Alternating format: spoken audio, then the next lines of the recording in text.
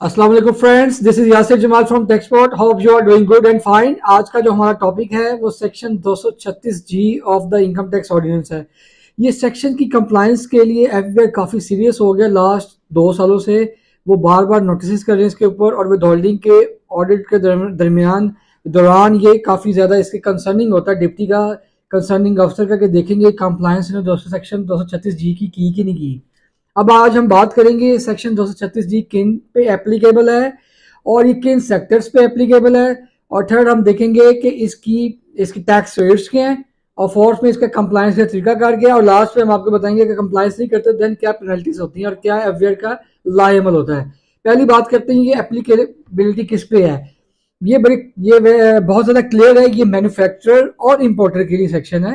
मैं रिपीट कर रहा हूँ, इम्पोर्टर के लिए और मैन्युफैक्चरर के लिए। कौन से मैन्युफैक्चरर और कौन से इंपोर्टर हैं वो मैं उसकी बात बताता हूँ। वो सेकंड सेगमेंट है, वो किन सेक्टर्स की बात कर रहे हैं यहाँ पर। ये एफबीआई के कानून में इस सेक्शन में उन्होंने 22 सेक्टर्स का जिक्र किया है कि ये इन सेक्टर्स के जो लोग इंपोर्टर और मैन्युफैक्चरर हैं, ये सेक्शन की कंप्लायंस उन पे एप्लीकेबल है।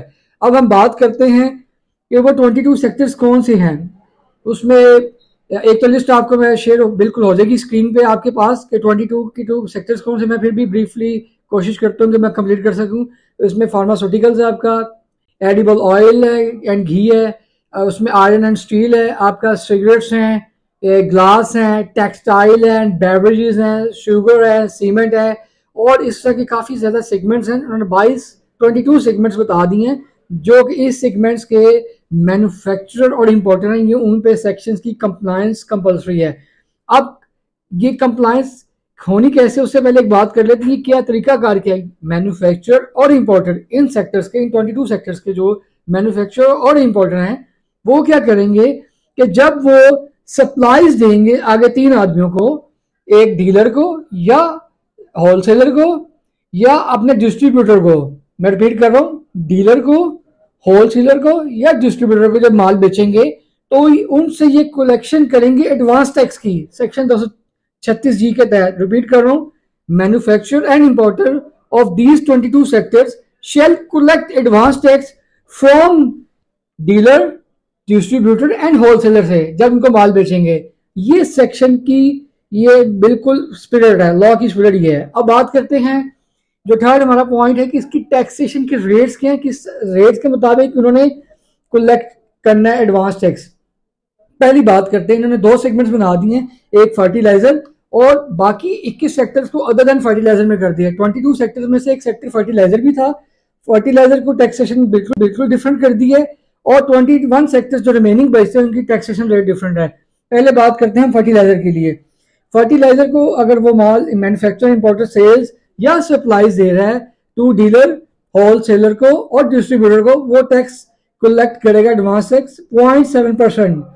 इसी तरह अगर उसका जो फर्टिलाइजर का आगे आदमी जो है डीलर, होलसेलर या डिस्ट्रीब्यूटर, वो अगर सेल टैक्स और इनकम टैक्स में रजिस्टर है और एटीएल की लिस्ट में आ भी रहा है, देन टैक्स का जो कलेक्शन का रेट है वो 0.25% है।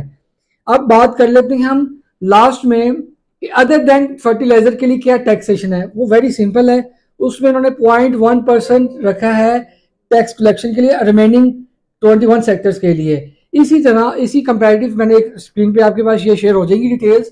उसमें ये है कि फाइलर्स के लिए ये रेट हैं और नॉन फाइलर के ये रेट्स हैं। मैं रिपीट कर देता हूँ, फाइलर के लिए आपकी स्क्रीन में आ रहे हैं 0.7% हैं उसके फर्टिलाइजर के लिए, 1.4% नॉन फर्टिलाइजर के नॉन फाइलर के लिए, और फाइलर जो है एक्टिव जो कि रजिस्टर्ड है सेल्स टैक्स और इनकम टैक्स में, उनके लिए 0.25% है, और वो लोग जो कि नॉन फाइलर और रजिस्टर्ड इनकम टैक्स और सेल टैक्स में, उनके लिए 0.5% है। इसी तरह जो अदर देन फर्टिलाइजर हैं उनके लिए 0.1 फॉर फाइलर के लिए है, टैक्स फाइलर के लिए, और 0.2% फॉर नॉन फाइलर के लिए है।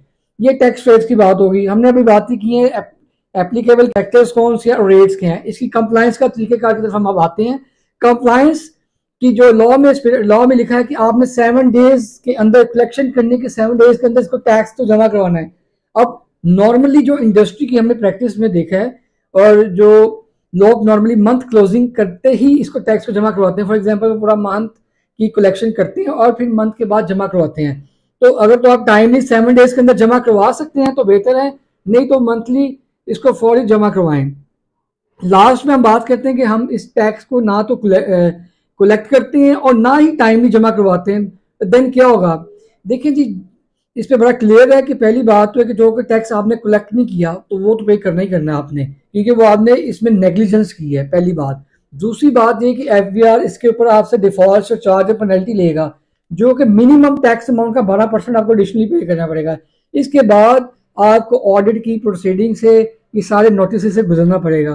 तो मेरी आपसे गुजारिश ये है कि ये जो इन 22 सेक्टर्स के जो लोग मैन्युफैक्चरर और इम्पोर्टर हैं, वो फौरी तौर पर सेक्शन 236 जी की कंप्लाइंस करें, इसमें बिल्कुल आगर्जी ना करें, क्योंकि एफबीआर का लास्ट 2 ईयर से इस पर बहुत ज़्यादा फोकस है और फील्ड ऑफिसर्स को डायरेक्टली इन्होंने ये डायरेक्शंस दी हैं कि जब भी किसी कंसर्निंग इंपोर्टर मैन्युफैक्चरर की आप विद होल्डिंग का ऑडिट स्टार्ट करें, सबसे पहले सेक्शन 236 जी को आप चेक करें, क्योंकि ये सेक्शंस की कंप्लायंस के ज़्यादा डॉक्यूमेंटेशन ऑफ इकोनॉमी की तरफ जाना चाह रहे हैं।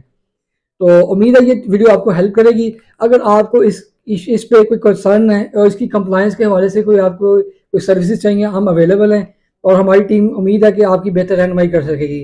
ये थैंक यू वेरी मच। अल्लाह हाफिज़, टेक केयर।